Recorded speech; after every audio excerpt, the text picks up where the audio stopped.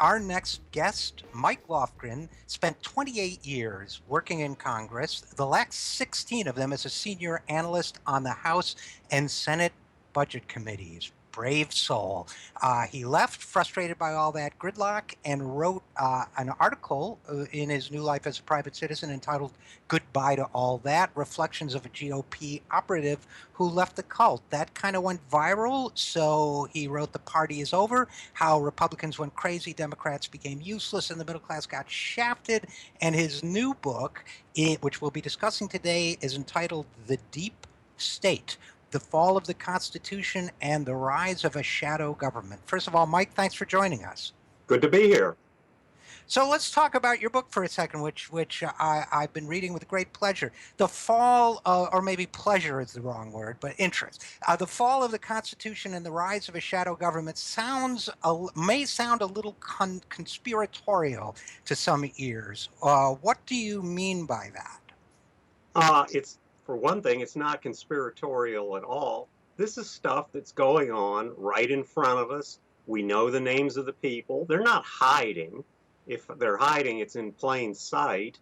What I'm saying is we've seen a gradual rolling takeover of the government by essentially corporate interests, and they have become fused with, for instance, the national security components of our government, like the Pentagon, or the financial components like Treasury. You see people elected like George W. Bush on the one hand, or Barack Obama on the other, promising hope and change. And he was mainly campaigning against Iraq.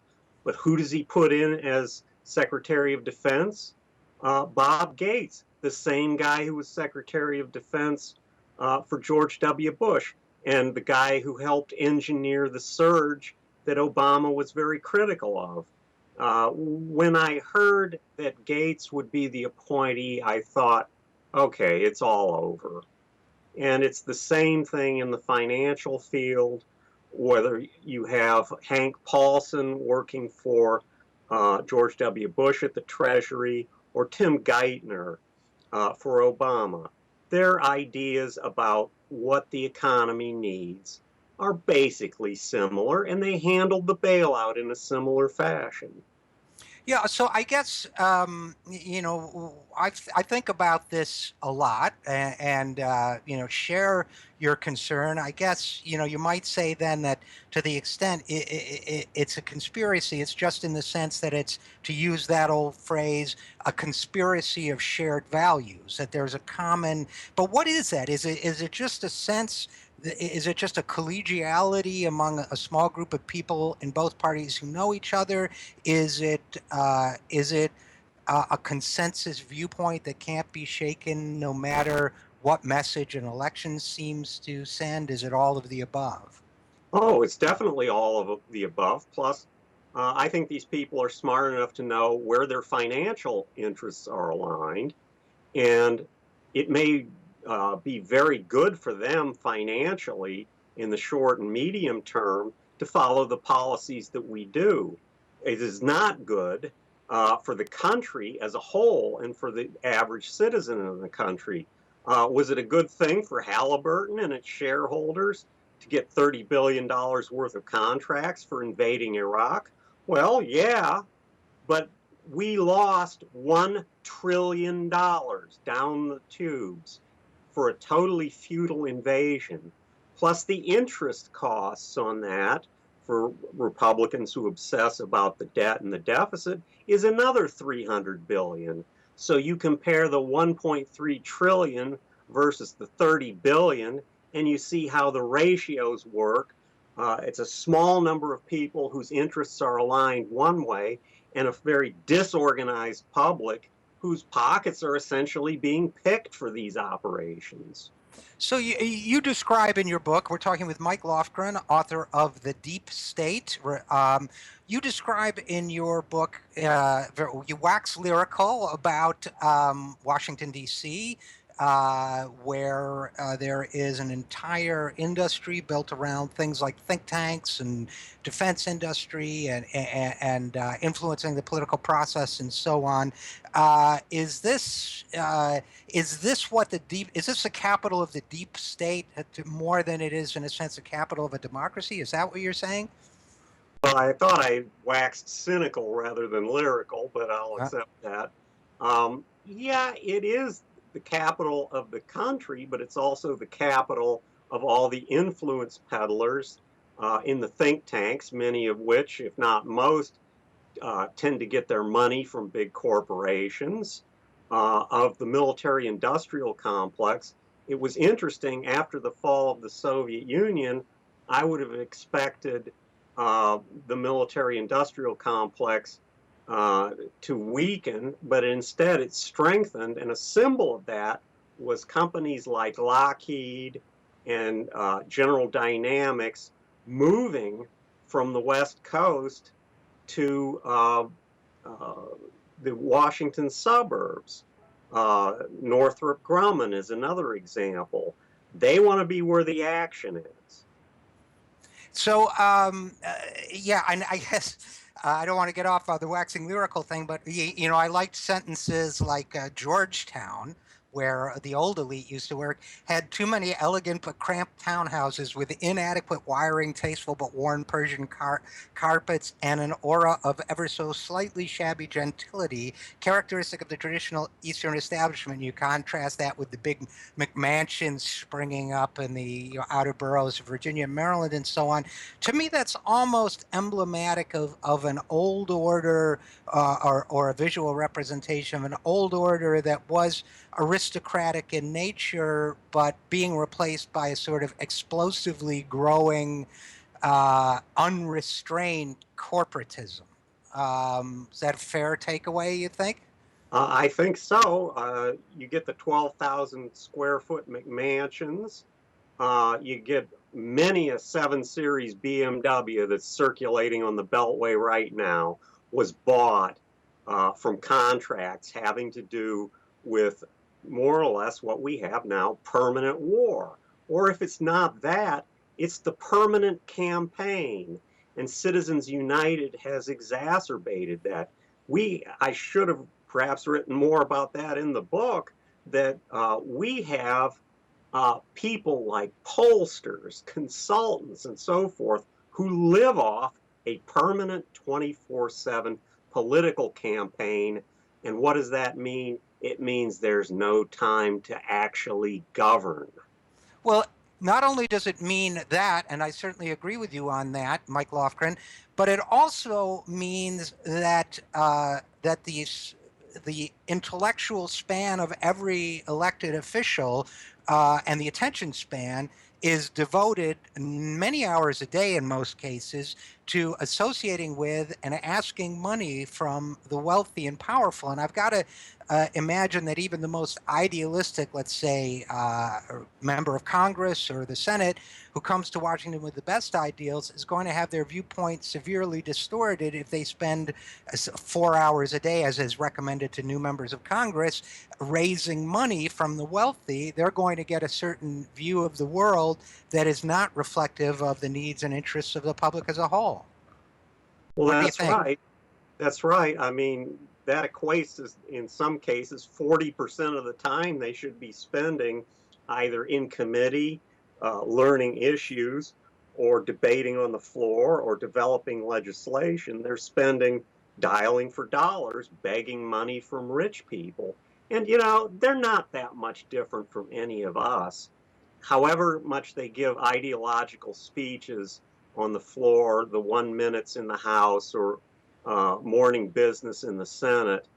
If you got 3 beers into them and asked them what they really thought about the fundraising, I bet most of them hate it. But that's the system we got. Right. So we're going to get pretty quickly, and we're talking with Mike Lofgren, author of The Deep State. We're going to get pretty quickly to that issue of how deeply entrenched or immovable or immovable this system is. But now you spent a long time on the Hill, on Capitol Hill. You resigned around 2011 when we were having all those showdowns uh, around the budget and so on. You point out in your book that there were at least periods of bipartisanship. They might have been intermittent, but then Newt Gingrich came along and polarized it. Is uh, is the elected branch of government, meaning Congress in particular, has it become, the old rock and roll guitarist Frank Zappa? I think he might have been too cynical when he said that politics is the entertainment division of the military industrial complex. But have we reached the point where if something significant isn't done, debates on the floor of the House and Senate are more symbolic and less likely to result in action, and the true centers of power are elsewhere? Well, when they gridlock, they're not doing their job according to the Constitution. And that's why, for more than a year now, we haven't had an authorization of the use of force against ISIS in Syria and Iraq. And these are the people who normally say that Barack Obama is too weak to fight ISIS, and how they make all this macho stuff about how tough they are, but they do not want their fingerprints on any sort of an authorization if something blows up in the future, which shows they are shirking their constitutional responsibility. They'd rather go on the floor and make some speech about Planned Parenthood than to discharge the most basic, fundamental duty, which is the discharging the issues of war and peace. So I couldn't agree more, by the way, and I think that political courage has always been a rare commodity, but especially among that crowd, it seems almost impossible to find nowadays. You worked for the Republican Party on the Hill, right? So that was. So you saw what I would describe, and what you describe also, I believe, as a profound transformation from a party that had certain economic and other views that I personally may not have agreed with, but it was a party that, and it may have represented different interests in society and so on. But to a party, and you point to Newt Gingrich as the turning point, to a party that, and these are my words, that is almost nihilistically devoted to attacking its opponents, slashing and burning, winning at all costs, and doing virtually nothing to actually govern once in power. Am I overstating the case against today's Republican Party? Not at all. If you were to take, say, President Eisenhower, when the top marginal rate on personal income was like 91%, when you take the fact that he created health, education, and welfare agency, when you take the fact that, man, he really built infrastructure, he was the author of the Interstate Highway Act, Right. he makes Bernie Sanders look conservative in comparison. If you were to actually compare those things, Bernie Sanders isn't talking about a 91% marginal rate. At 50, they consider him a Bolshevik. So that Right. tells you how far the party has changed. In 1983, when I came to the Hill, my boss, John Kasich, was considered a bomb thrower because he would do things like offering his own budget, which a backbencher didn't dare do in those days. Now, he's the guy that's the rhino, the Republican in name only in the primaries, and he's an apostate for actually accepting Medicaid money. Right. It is astonishing. I always tell people, and we're talking with Mike Lofgren, author of The Deep State. I always tell people, if you want to read a real lefty document sometime, take a look at the 1956 Republican Party platform, because there Eisenhower brags about 2 million more people in unions, 2 million more people on Social Security, what they've done for the middle class and the working families of America, and housing for affordable housing. And so I think you're absolutely right there. So Mike, in the couple of minutes we got left, let me ask you, um, how deeply rooted is the deep state? Can we, to use that well-worn phrase, can we take our democracy back? Is that even possible now? Well, it appears on the surface that it's pretty well entrenched because you have such powerful interests and their financial interests are so aligned with these perverse incentives. Plus, we have one of the lowest participation rates in elections of any modern democracy that I would have thought it would be much more entrenched.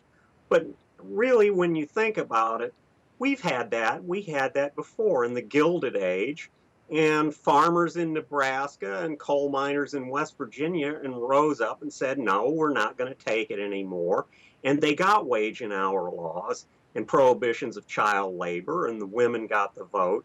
And you know what's happening now? In a strange way, they're certainly not ideological fellow travelers, but Donald Trump and Bernie Sanders both have a business model that really upsets the party establishments, which are sort of so embedded in the deep state. Trump, by his own very modest estimation, is richer than God. He doesn't need the money. And to some people, that's appealing that he doesn't have to beg to rich people for campaign contributions. Bernie Sanders has another model altogether of over 1 million people contributing less than $30 each, and he can stay competitive with Hillary. And, you know, ideology aside, just that business model means both parties have the daylight scared out of them by that phenomenon. And that's, I would argue, a good thing. Um, two closing thoughts for you, Mike. One is, I guess it falls upon us today to refight some of the battles of the 19th century, and if we got to do it, we got to do it. And secondly, I would say that my personal feeling about Donald Trump is that if Huey Long had $1 billion, he would have been Donald Trump. But it's a fascinating moment in history. And Mike, your book, I think, casts a lot of light on what we're dealing with now. The guest is Mike Lofgren. The book is The Deep State. And Mike, thanks so much for joining us. I enjoyed being here.